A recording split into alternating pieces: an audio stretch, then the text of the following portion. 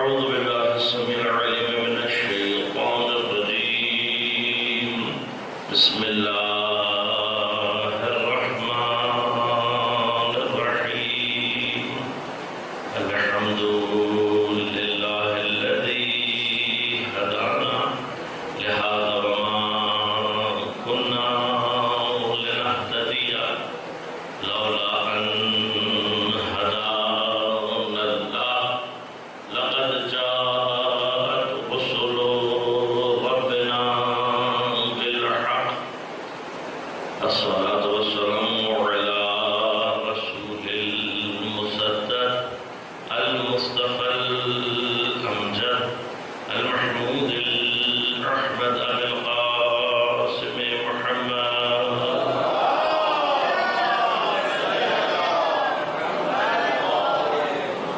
والصلاة والسلام على أسد الله الغالب غالب على كل غالب علي بن أبي طالب والصلاة والسلام على سيدة المعصومة المظلومة الطاهرة البتول بضعة الرسول فاطمة الزهراء سيدة نساء العالمين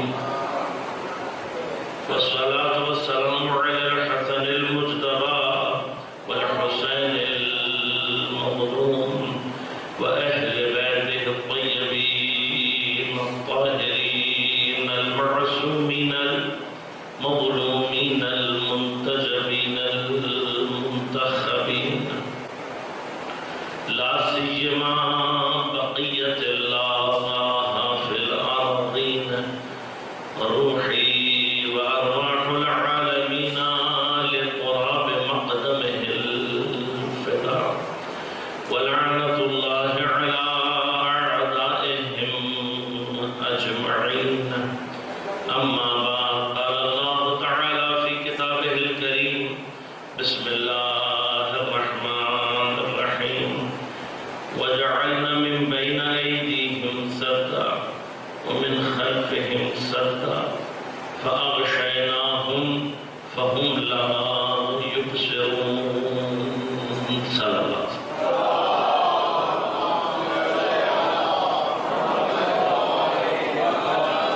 مومنین کرام شامل محترم عزیزان کرام قدر خدا بند کریم کی توفیقات اگر شامل حال رہی اور اہل بیت علیہ السلام کا لطف و کرم شامل حال رہا تو انشاءاللہ ان 5 دنوں میں آپ کی خدمت میں فلسفہ غیبت اور ہماری ذمہ داریاں اس عنوان سے کچھ مطالب آپ کی خدمت میں پیش کرنے کی کوشش کروں گا۔ ابتدا میں آج کے لیے معذرت چاہتا ہوں کہ آپ لوگوں کو انتظار کی زحمت اٹھانا پڑی، ہمارے ٹریول ٹائم کی کیلکولیشن تھوڑی سی مس ہو گئی اور ٹریفک ہمیں ضرورت سے زیادہ ملا، میں اس کے لیے معذرت چاہتا ہوں۔ موضوع پر گفتگو کے لیے میں نے سورہ مبارک یاسین کی 9 نمبر آیت کا انتخاب کیا۔ پروردگار ارشاد فرما رہا ہے وَجَعَلْنَا مِن بَيْنَ أَيْدِيهِمْ سَدًّا۔ میں ایک اجمالی سے ترجمہ کر رہا ہوں، تفصیلات آپ کی خدمت میں عرض کروں گا۔ اور ہم نے قرار دیا ان کے آگے کی جانب ایک رکاوٹ، وَمِن خَلْفِهِمْ سَدًّا، اور ان کے پیچھے کی جانب بھی ہم نے رکاوٹ کو قرار دیا۔ فَأَغْشَيْنَاهُمْ، اس کے بعد ہم نے انہیں ڈھانپ لیا۔ فَهُمْ لَا يُبْصِرُونَ، بس یہ دیکھنے والے نہیں۔ اجمالی طور پر ترجمے میں بھی جو بات سمجھ میں آ رہی ہے وہ یہ کہ کچھ لوگوں کے آگے اور پیچھے دونوں جانب پروردگار کی کوئی رکاوٹ، کوئی حائل، کوئی پردہ قرار دیا۔ پھر فرمایا فَأَغْشَيْنَاهُمْ، ہم نے انہیں ڈھانپ لیا۔ جب آگے اور پیچھے سے رکاوٹ ہے اور اللہ تعالیٰ نے ڈھانپ دیا تو ظاہر سی بات ہے کہ انسان جب چاروں طرف سے اس کے رکاوٹ پیدا ہو جائے گی تو اسے چیزیں دکھائی نہیں۔ لیکن پروردگار خاص طور پر توجہ دلا رہا ہے کہ فَهُمْ لَا يُبْصِرُونَ، یہ دیکھنے والے نہیں۔ اب یہ رکاوٹ کس نوع کی ہے، ڈھانپنے سے کیا مراد ہے؟ ایک اس کا مرحلہ روایات میں موجود ہے اور ایک اشارہ فَهُمْ لَا يُبْصِرُونَ کے اندر موجود ہے۔ عربی میں 4 مادے دیکھنے کے اوپر دلالت کرتے ہیں۔ ہم ان مادوں سے یا ان روٹ ورڈز میں سے بعض کو اردو میں استعمال کرتے ہیں، لیکن ہم ان کے اندر فرق کے اس طریقے سے قائل نہیں ہیں کہ اس طریقے سے فرق نہیں کرتے جس طرح سے عربی میں کیا جاتا ہے، اور یہی عرب کی فصاحت اور بلاغت کی ایک وجہ اور یہی فصاحت اور بلاغت ہے۔ وہ 4 لفظ یا 4 مادے کون سے ہیں؟ پہلا مادہ ہے نظرہ، جس سے ہمارے ہاں اردو میں لفظ نظر استعمال کیا جاتا ہے۔ دوسرا مادہ استعمال کیا جاتا ہے بصرہ، جس سے ہمارے ہاں اردو میں بصارت اور بصیرت، یہ دونوں لفظ استعمال کیا جاتے ہیں۔ تیسرا مادہ ہے رعا، اس سے جو مشہور لفظ اردو میں استعمال کیے جاتے ہیں، ایک ہے رائے اور دوسرا ہے رؤیت۔ تیسرا مادہ چوتھا مادہ جو عربی میں استعمال ہوتا ہے وہ ہے شہدہ، جس سے اردو میں سب سے کامن لفظ استعمال ہوتے ہیں شاہد، شہید اور مشاہدہ۔ دیکھنے کے معنی میں معمولاً جو لفظ استعمال ہوتا ہے وہ کیا ہوتا ہے؟ مشاہدہ۔ اب ان سب میں کیا فرق ہے میں زیادہ تفصیل میں نہیں کروں گا۔ ابتدائی طور پر نظر اور بصر میں کیا فرق ہے اس کی طرف خاص توجہ دلاؤں گا، باقی دو کی طرف سے اشارہ کروں گا۔ نظر اور بصر عربی میں ان دونوں کے معنی دیکھنا ہے، لیکن فرق کیا ہے؟ پہلی بات، ان دونوں مادے کے لیے نظر اور بصر کے لیے آنکھ کا صحیح اور سالم ہونا ضروری ہے۔ جو آنکھ سے دیکھا جائے اس کے لیے نظر اور بصر استعمال ہوتا ہے۔ رؤیت کا جو مادہ ہے اور شہدہ کا جو مادہ ہے اس کے لیے ضروری نہیں ہے کہ آپ آنکھ سے دیکھیں۔ اب آپ یقیناً مجھ سے سوال یہ کریں گے کہ قبلہ کو کون سا دیکھنا ہے کہ جو انسان آنکھ سے نہیں دیکھتا؟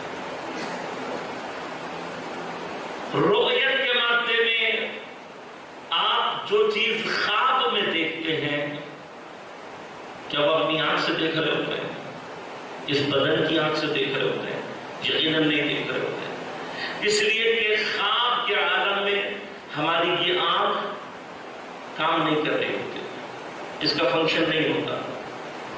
تو خواب میں اب یہ سوال ہے نہیں، یہ اپنی جگہ پر ایک بحث ہے، انشاءاللہ کبھی اور تفصیلات اس کرتے ہیں کہ ہم خواب میں کیسے دیکھتے ہیں، ہم خواب میں کیسے سنتے ہیں، ہم خواب میں کیسے بولتے ہیں، ہم خواب میں کیسے کسی چیز کے ذائقے کو محسوس کرتے ہیں، جبکہ ہمارے تمام 5 سینسز، پانچوں کے پانچوں حواس عالم خواب یا نیند میں ایک طرح سے کیا ہو چکے ہوتے ہیں؟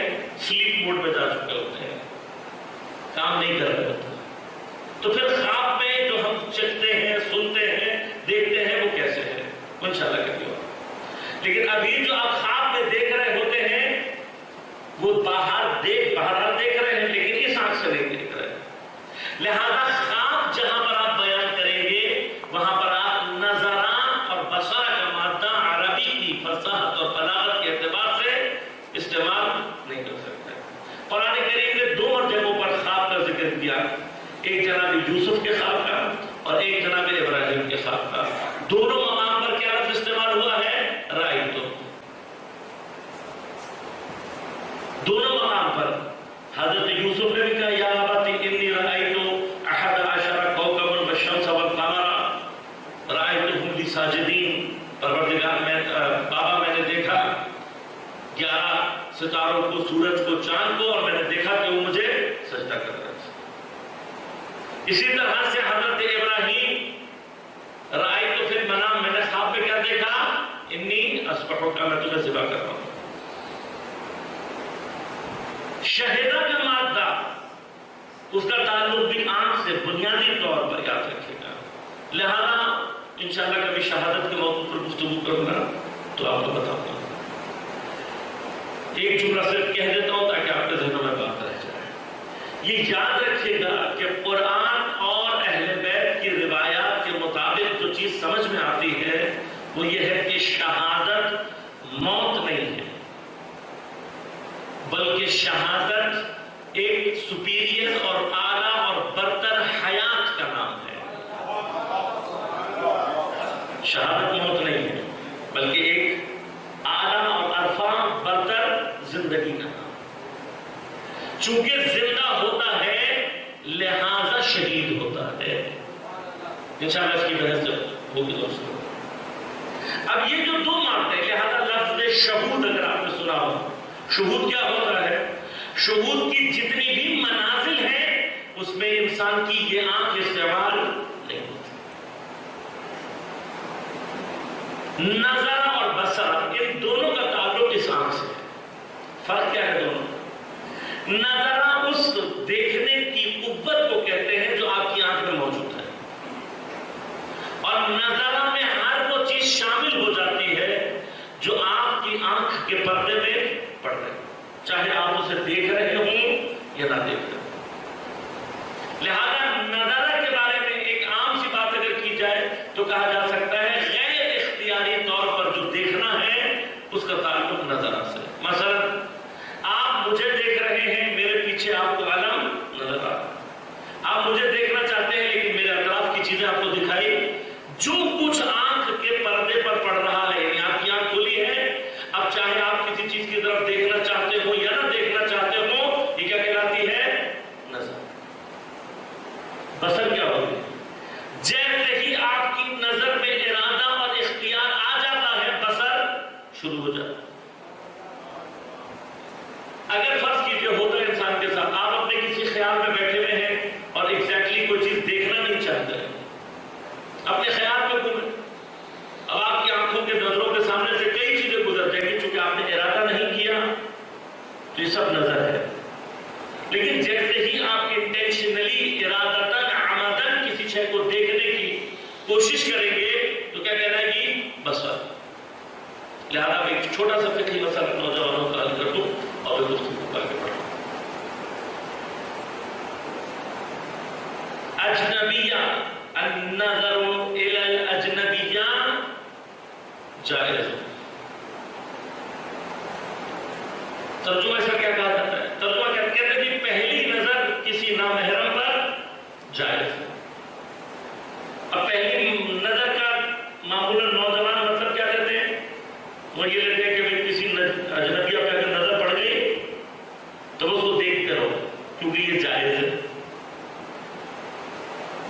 یہ مانا لیا جاتا ہے بات، یعنی پہلی چونکہ نظر جائز ہے، اگر پڑ گئی ہے تو اسی کو کنٹینیوس کرتے رہو، دوسری جائز نہیں ہوگی، ایسا نہیں۔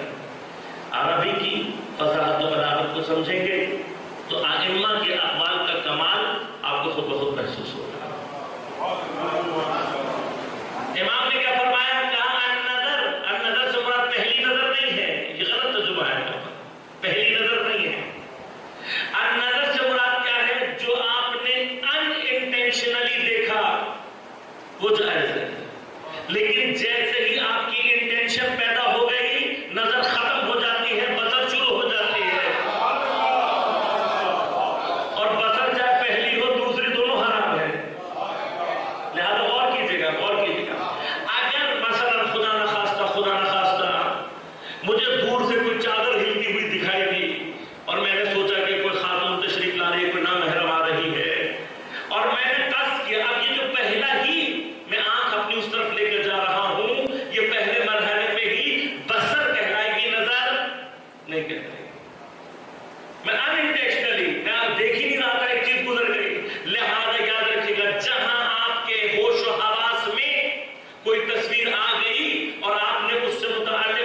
انٹینشن یا عمل پیدا کیا، قصد پیدا کیا، نظر ختم ہو جاتی ہے، بصر شروع ہو جاتی ہے۔ لہذا یہ شرعی مسئلے ہیں، فقہی مسئلے ہیں کہ میں انٹینشنلی میں نے دیکھنے کی جسارت کر لی، ارادہ کیا کہ نعوذ باللہ من ذالک کسی نامحرم کو دیکھوں، اور جب وہ نزدیک آئی تو پتہ لگا یہ تو اپنی ہی محرم ہے، بہن ہے، بیٹی ہے۔ اب میں نے دل میں سوچ لیا اللہ شکر تو نے مجھے حرام سے بچا لیا۔ وہ جو ارادہ گناہ کر کے میں نے دیکھنے کی کوشش کی تھی، یہ بھی گناہ ہے، یہ بھی گناہ ہے۔ اور یہ پھر فقہ میں پوری بحث تجری کی کہ جرأت پیدا کرنا اللہ کی حریم میں حرام ہے، گناہ ہے۔ لہذا نظر و بصر کا اگر یہ مسئلہ سمجھ میں آ گیا تو بہت سارے مسائل آپ کی زندگی میں آسان ہو جائیں گے۔ لہذا آپ ان انٹینشن آپ دیکھنا نہیں چاہتے تھے، آپ کی نظر سے 1000 نامحرم گزر جائے، مسئلہ نہیں ہے، لیکن جیسے ہی آپ انٹینشن پیدا کریں گے، نظر نہیں ہے، بصر ہے، از ابتدا حرام۔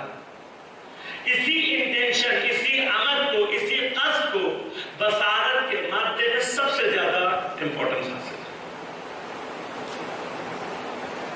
لہذا یاد رکھیے گا کہ بصارت کے مادے میں ایک لفظ بصیرت جو آتی ہے، بصیرت کا معنی ہم کہاں سے لیتے ہیں؟ اسی انٹینشن کے ذریعے سے۔ جیسے ہی آپ کی نگاہ میں کسی چیز کو دیکھنے میں تحلیل کی قوت پیدا ہو جاتی ہے، وہ بصیرت بن جاتی ہے۔ ہزاروں چیزیں آپ کے سامنے پیش آ رہی ہیں، اگر آپ ان واقعات کے اندر تحلیل کی قوت پیدا کر لیں گے، یہی بصارت آپ کی خود بخود تبدیل ہو جاتی ہے بصیرت میں۔ اور جس انسان کے اندر بصیرت پیدا ہو جائے، وہ حق و باطل میں فرق کرنے کی صلاحیت پیدا کر لے۔ اب میں آپ کو پلٹ کر دوبارہ آیت کی طرف لے کر جاؤں گا۔ اللہ تعالیٰ کیا فرما رہا ہے؟ فَهُمْ لَا يُبْصِرُونَ، ہم نے آگے کی طرف سے بھی رکاوٹ قائم کر دی، پیچھے کی جانب سے بھی رکاوٹ، فَأَغْشَيْنَاهُمْ نے ڈھانپ دیا۔ اگر فرمایا جاتا وَهُمْ لَا يَنظُرُونَ تو اس کا مطلب کیا ہوتا؟ اللہ نے آنکھ کے اوپر دیکھنے والی قوت کو اللہ تعالیٰ نے سلب کر لیا، لیکن ینظرون نہیں کہا، یبصرون کہا۔ یبصرون کا معنی کیا ہوا؟ اس کا معنی یہ ہوا کہ اللہ نے دیکھنے کی قوت کو سلب نہیں کیا ہے، کسی خاص چیز کو اللہ تعالیٰ دکھانا نہیں چاہتا۔ تو جو فرمایا دونوں چیزوں میں محسوس ہوا۔ اگر ینظرون استعمال ہو تو مراد کیا ہوگی کہ پروردگار نے آنکھوں سے دیکھنے کی قوت کو سلب کر لیا ہے، لیکن یبصرون کا مطلب کیا ہوگا؟ ہم لا یبصرون، مثلا اس کا معنی ہوگا کہ اللہ نے دیکھنے کی قوت کو سلب نہیں کیا ہے، کوئی خاص چیز جو یہ دیکھنا چاہتے ہیں اللہ نہیں دکھانا چاہتا۔ اگر یہ مرحلہ آپ تک پہنچا دیا میں نے، اب میں روایت کی طرف آتا ہوں اور پھر گفتگو کا آگے بڑھاؤں گا۔ اس آیت کی جو بحث روایی ہے وہ یہ ہے کہ شیعہ سنی دونوں مراجع نے اس واقعے کو لکھا کہ مکہ میں جس وقت اللہ کی نصرت کا انتقال ہو گیا اور پیغمبر تنہا رہے، مکہ میں اللہ کی نصرت کا نام ہے جناب ابو طالب علیہ السلام۔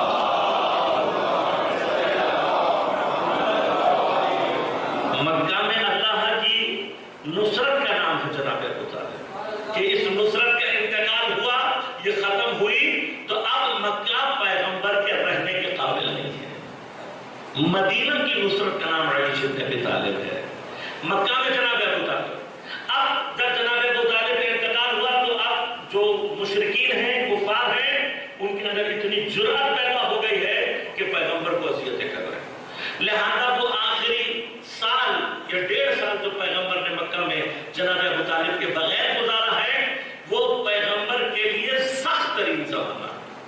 طائف جا رہے ہیں تو لوگ پتھر مار رہے ہیں، مکے کے اندر ہے تو یہ ساری جسارتیں جو آپ نے سنی کہ سجدے کی حالت میں لا کر اونٹ کی غلاظت، اس کی اجڑی آپ کی پشت پر رکھ لی، کسی کی جرأت نہیں ہے، اور ایسے میں جناب سیدہ آگے بڑھ کر دفاع ولایت کے مرحلے میں اپنے بابا کی پشت اس کو ہٹا رہی ہے۔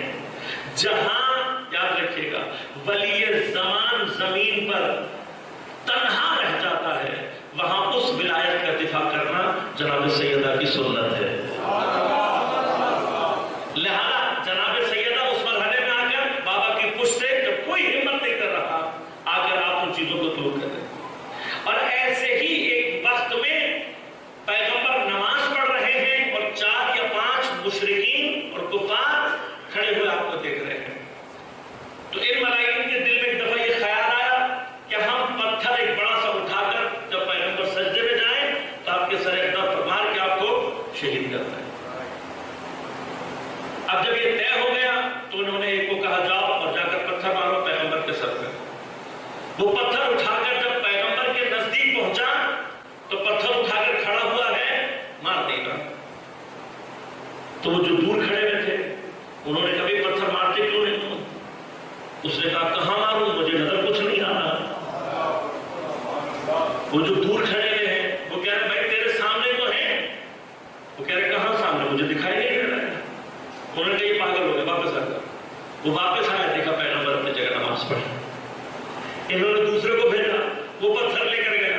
جیسے ہی پیغمبر کے نزدیک پہنچا اب نظر نہیں آ رہا ہے پتھر لے کر کھڑا ہوا ہے.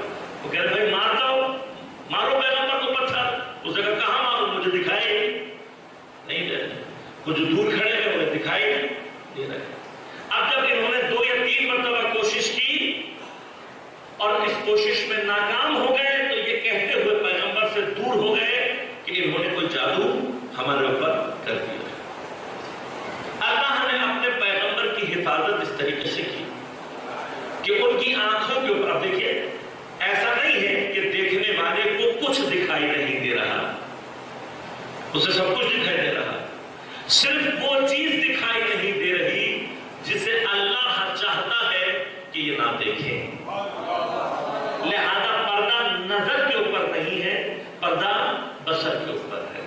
تو اگر یہ مقام آپ تک پہنچ گیا تو میرے لیے اب بحث کو آگے بڑھانا آسان ہو جائے گا.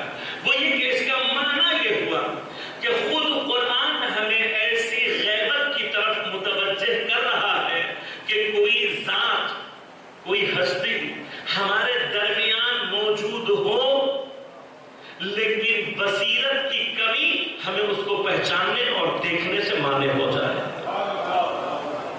امکان ہے. قرآن اشارہ کر رہا ہے. اور کب ہوتا ہے جب زمین پر اللہ اپنے ولی کی حفاظت کرنا چاہے, اسے محفوظ رکھنا چاہے. ایک راستہ اس طرح. اب سوال یہ پیدا ہوتا ہے کہ یہ جس غیبت کا ہم اور آپ اس وقت جس میں مبتلا ہے, جس سے ہمارا تعلق ہے, ہمارے امام کا تعلق ہے, اس غیبت کی نوع کیا ہے؟ کیسی غیبت ہے؟ غیبت کی مختلف اقسام, جن میں سے ایک غیبت یہ ہے کہ انسان کے کوئی چیز حواس سے اس کی ادراک کی قوت سے باہر, یہ غیب کی ایک قسم ہے. مثلا الٹرا وائلیٹ ریز موجود ہیں یا نہیں؟ ہمیں دکھائی دیتی ہیں. کیوں؟ ہماری قوت ادراک دیکھنے کی اس پر. الٹرا ساؤنڈ موجود ہیں یا نہیں؟ موجود. کیا ہمیں سنائی دیتی ہے؟ نہیں دیتی. کیوں؟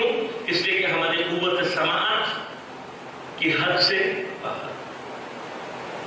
اب اس کے اندر ایک بحث موجود ہے کہ ہماری قوت ادراک سے کسی شے کا باہر ہونا کیا وہ چیزیں کہ جو عالم تجرد میں ہے, نان مٹیریل, مثلا فرشتے ہیں, جنت ہے, جہنم ہے, پورا عالم ملکوت ہے, آیا یہ اسی زمرے میں آتا ہے؟ کیوں؟ اس لیے کہ مومن کی اہم ترین صفات میں سے صفت کیا ہے؟ یؤمنون بالغیب.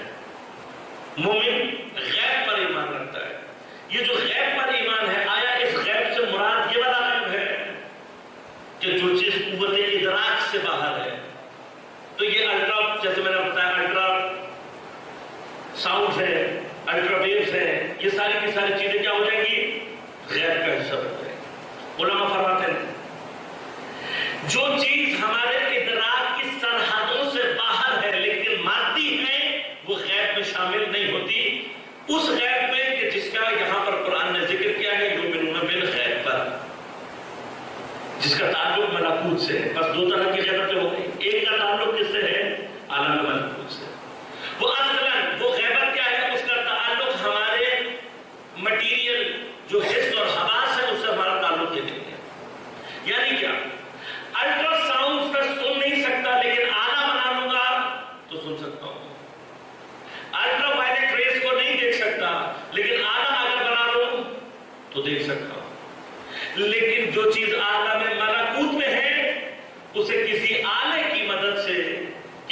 مٹیریل چیز کی وجہ سے مدد سے دیکھا اور درک نہیں کیا جا سکتا۔ لہذا اگر ہم فرشتوں کو درک کرنا چاہتے ہیں، عالم ملکوت، عالم روحانیت کو درک کرنا چاہتے ہیں، تو سفر اندر کی طرف کرنا پڑے گا، باہر کی طرف نہیں۔ فرشتوں کو درک کرنے کے لیے باہر فرشتہ نہیں ملے گا آپ کو۔ فرشتہ کہاں ملے گا؟ اندر کی طرف۔ بدن سے جب ہم روح کی طرف سفر کرتے ہیں، روح کی قوتوں میں سے یہ چیزیں ہیں کہ وہ عالم ملکوت کو درک کرتے ہیں۔ تیسری غیبت کیا ہے؟ چیز آپ کے حواس کے قوت سے باہر نہیں ہے لیکن دائرے میں نہیں ہے۔ مثلا کوئی چیز آپ نے زمین کے اندر چھپا دی، کنویں میں چھپا دی، لہذا قرآن میں جناب یوسف کے لیے فی غیابات الجب، کنویں کی غیبت میں آپ کا چھپا ہونا، لفظ غیب وہاں پر استعمال کیا۔ تیسری چیز کیا ہے؟ تیسری یا چوتھی صورتحال یہ ہے کہ بحث آپ کے قوت ادراک کی نہیں ہے بلکہ اللہ نے اس چیز کو اصلا اس زمین سے ہی اٹھا لیا۔ مثلا حضرت عیسیٰ علیہ السلام جو دنیا سے ہی اٹھا کے لے گیا چوتھے آسمان پر۔ سوال یہ پیدا ہوتا ہے کہ امام زمان علیہ السلام کی غیبت،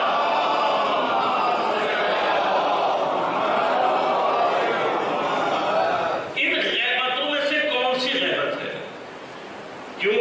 اس لیے کہ غیبت کی قسم کے اعتبار سے خود بخود انتظار کی کیفیت تبدیل ہو جاتی ہے۔ اب جو مثلا حضرت عیسیٰ کے منتظر ہیں، ان کی زمین پر حضرت عیسیٰ سے متعلق کوئی ذمہ داری نہیں۔ کیوں نہیں ہے؟ اس لیے کہ حضرت زمین پر موجود نہیں۔ لیکن اگر ہمارے امام زمین پر موجود ہیں تو ہمارے انتظار میں اور ان کے انتظار میں خود بخود فرق ہو جائے۔ وہ اگر کوشش بھی کریں تو حضرت عیسیٰ سے ملاقات نہیں کر سکتے کیونکہ زمین پر نہیں۔ لیکن کیا امام کو اللہ تعالیٰ نے کسی غار میں چھپایا ہوا ہے، کسی کنویں میں چھپایا ہوا ہے، کسی آئلینڈ میں چھپایا ہوا ہے، کسی جزیرے میں چھپے ہوئے ہیں یا نہیں؟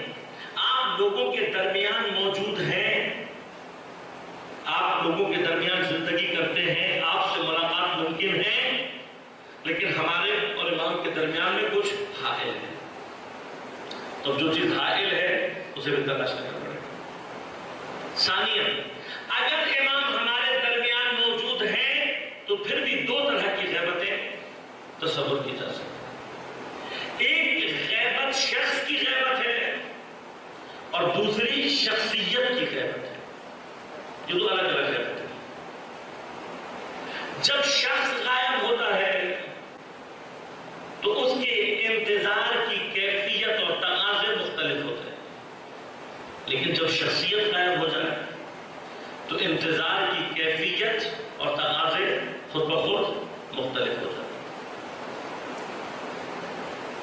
ہم نے جو ابحاث آپ کی خدمت میں یہاں پیش کرنی ہے ان میں سے ایک اہم ترین گفتگو سب سے پہلے یہ ہے کہ ہم جو انتظار کر رہے ہیں امام کے حوالے سے، وہ انتظار کون سا انتظار ہے؟ بس غیبت مشخص ہوگی، انتظار خود بخود مشخص ہوگا، لیکن انتظار کے لیے ایک اہم چیز ہے طلب، کسی چیز کی طلب۔ کیا ہمارے اندر واقعاً امام کی طلب اور تڑپ موجود ہے؟ کیا واقعاً ہم امام کو مثلا طلب کیا ہوتی ہے؟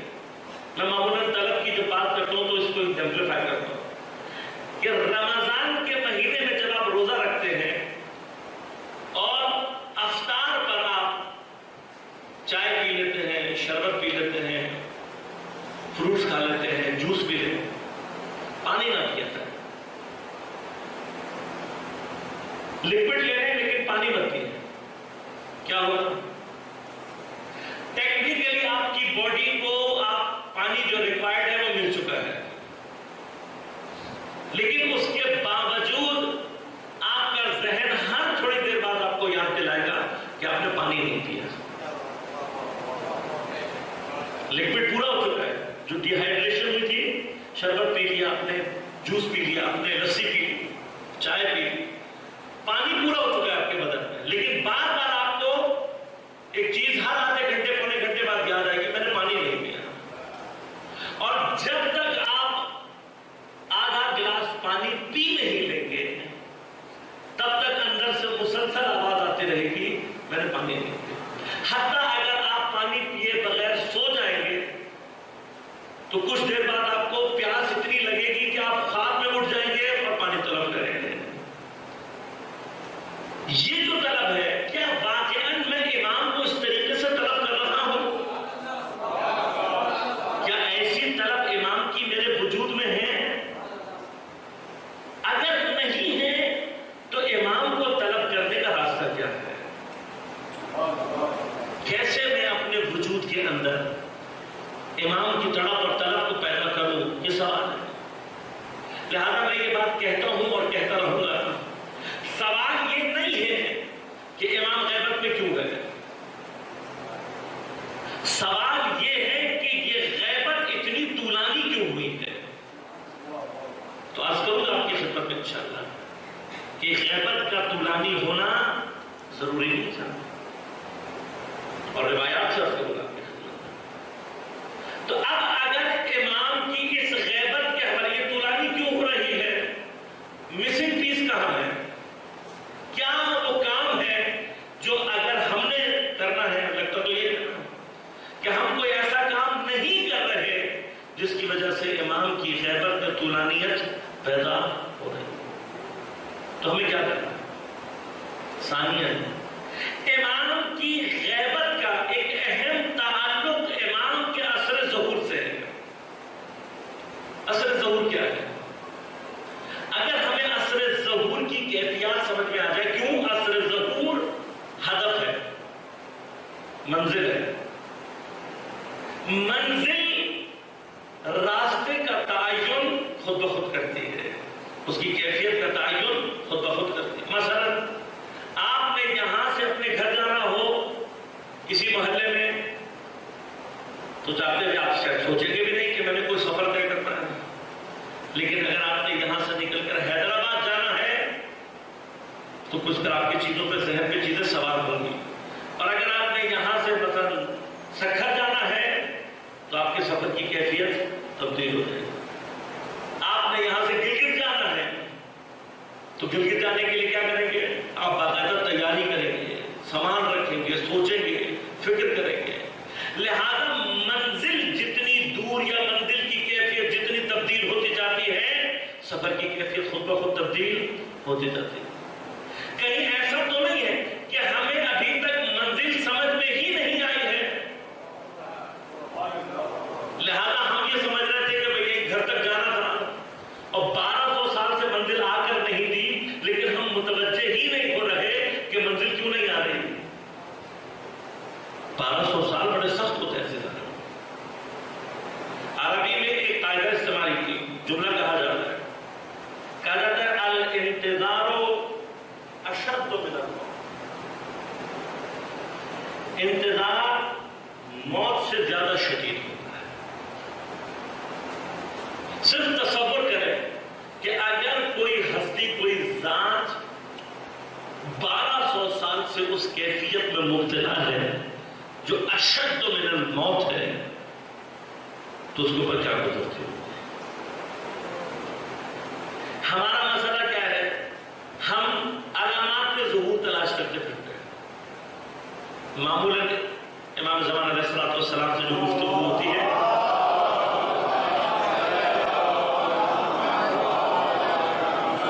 آپ سے متعلق جو گفتگو ہوتی ہے اس کا جو ایک اہم ترین ٹاپک ہوتا ہے وہ کیا ہوتا ہے؟ علامات ظہور.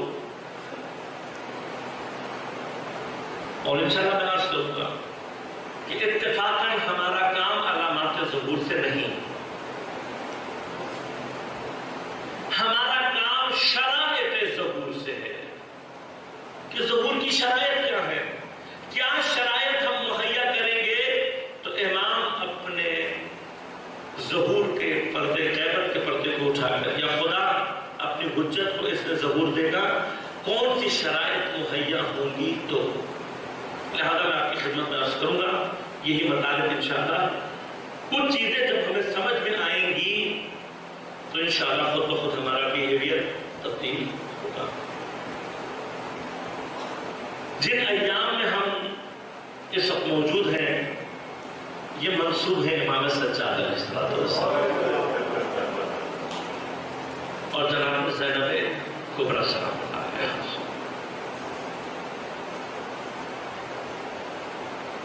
جو مصائب اور جو مظالم عاشور کے سورج نے دیکھے تھے ان سے زیادہ سخت مصائب 11 محرم کے سورج نے دیکھے. یقیناً عاشورہ کا سورج امام حسین کے اصحاب آپ کے انصار اور پھر آپ کے بھائیوں بھتیجوں اور بیٹوں کی مظلومانہ شہادت کو دیکھتا رہا. سخت ترین منظر جو عاشورہ کے سورج نے دیکھے وہ مناظر تھے کہ جب کوتال میں امام حسین علیہ السلام کے سر اقدس کو خود خنجر کی 12 ضربوں سے جڑا کیا. اور یقیناً اس سے سخت مناظر ہے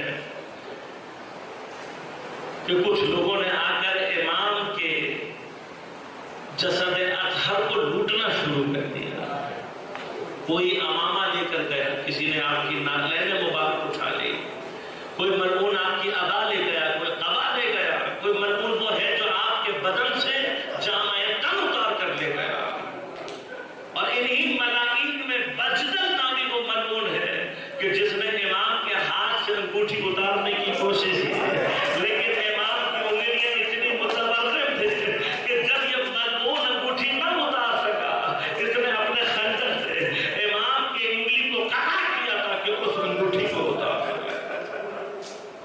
اس سے زیادہ سخت مرحلہ عاشور کے سورج نے وہ دیکھا ہوگا کہ جب امام کی جسد اطہر کے اوپر گھوڑوں کو. لیکن عزاداروں یہ سورج ڈوب گیا, اور اس سورج کے ڈوبنے کے بعد جو کربلا میں ہوا وہ عاشور کے سورج نے نہیں دیکھا. 11 محرم کا سورج جب طلوع ہوا تو اس نے ان بیویوں کے سروں کو کھلا ہوا دیکھا کہ جن کو سورج نے کبھی کچھ نہیں دیکھا. ایک طرف جلے ہوئے خیموں کی خاک ہے, دوسری طرف بیوی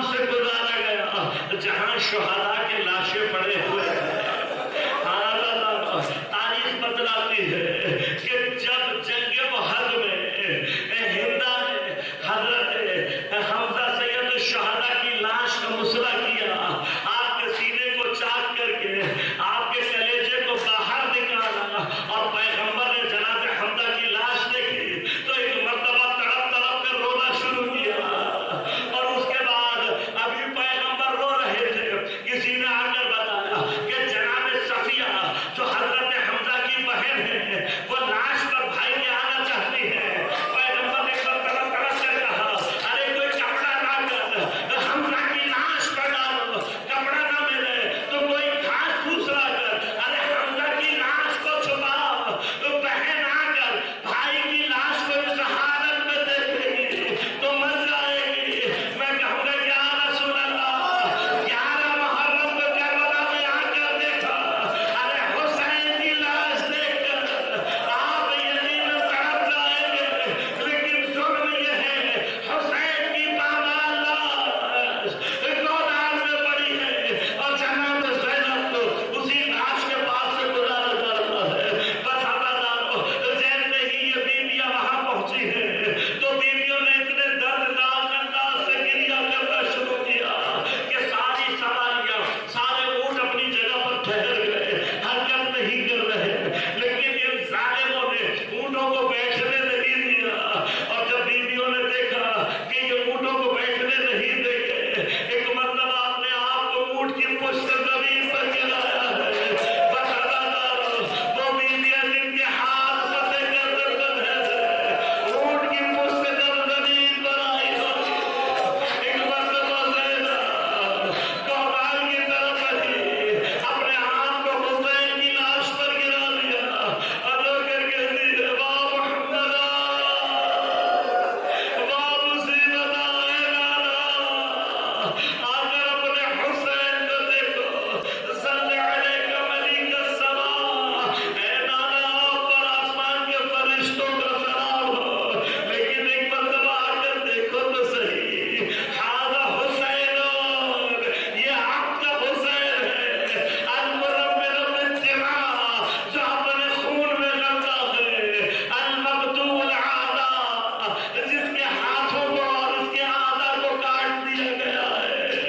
وہ بنات کا سوایا اور آپ کی بیٹیوں کو قید کر لے کر جا رہے ہیں. لعنت اللہ علی القوم الصادقین وسع الذین ظلموا ایہم قلب ينقلبون. پارے ہمارے عبادت کو بارگاہ میں قبول و منظور فرما بحق حضرت سید الشہداء منتقم کربلا منتقم اسیران کوفہ و شام منتقم زہرا امام زمان علیہ السلام کے ظہور میں تعجیل پارے رہا بحق سید الشہداء عزاداری سید الشہداء اور عزاداران سید الشہداء کی حفاظت فرما. جتنے عزادار دنیا میں جہاں جہاں ہیں سب کو اپنے حفظ و امان میں رکھ. ان کی پریشانیوں کو دور فرما مشکلات کو آسان فرما پریشانیوں کو دور فرما. جتنے بیمار ہیں بارے عزادار بالخصوص دعائے صحت کے لیے درخواست کی گئی ہے. سیدہ حسن بانو اور اس کے علاوہ حاضرین میں جتنے بیمار ہیں حاضرین کے جتنے بیمار ہیں اللہ سب کو شفا کامل عاجل عنایت فرما. بارے بحق سید الشہداء ہمارے جتنے بے گناہ اسیر ہیں ان سب کو جلد از جلد رہائی عنایت فرما.